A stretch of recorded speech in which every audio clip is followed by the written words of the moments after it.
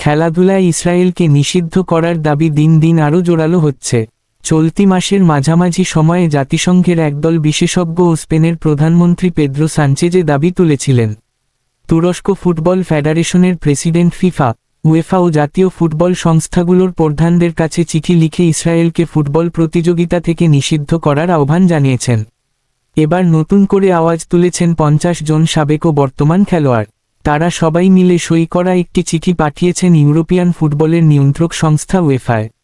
দাবি একটাই, উয়েফার প্রতিযোগিতা থেকে ইসরায়েলকে নিষিদ্ধ করা হোক।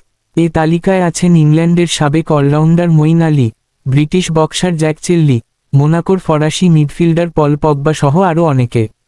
উয়েফাকে পাঠানো চিঠিতে ফিলিস্তিনের প্রয়াত ফুটবলার সুলেইমান আল ওবেইদের প্রতি শ্রদ্ধা জানানো হয়েছে। ফিলিস্তিনি পেলে নামে খ্যাত সুলেইমান গত আগস্টে গাজায় ইসরায়েলি হামলায় নিহত হন বলে জানিয়েছে ফিলিস্তিন ফুটবল অ্যাসোসিয়েশন। চিঠিতে জাতিসংঘের সাম্প্রতিক প্রতিবেদনও যুক্ত করা হয়েছে।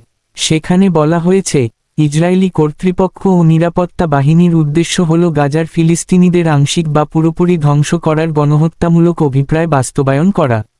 অ্যাথলেটদের বক্তব্য, খেলাধুলার সংস্থাগুলোর দায়িত্ব হল এমন দেশকে প্রতিনিধিত্ব করা দলগুলোর বিরুদ্ধে ব্যবস্থা নেওয়া, যাদের বিরুদ্ধে জাতিসংঘ নিশ্চিত করেছে যে তারা গণহত্যা চালাচ্ছে।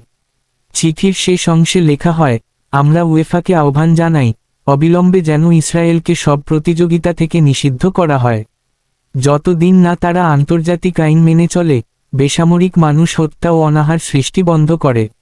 অন্যায়ের মুখে খেলাধুলা নিরপেক্ষ থাকতে পারে না। নীরব থাকা মানে হলো মেনে নেওয়া যে কিছু মানুষের জীবন অন্যদের জীবনের চেয়ে কম মূল্যবান।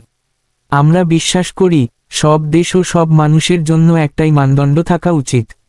ধন্যবাদ ভিডিওটা শেষ পর্যন্ত দেখার জন্য। লাইক, কমেন্ট আর শেয়ার করতে ভুলবেন না। সাবস্ক্রাইব করে আমাদের সাথে থাকুন। কেমন লাগলো জানাবেন নিচে। আগামী ভিডিওতে আবার দেখা হবে, ইনশাআল্লাহ।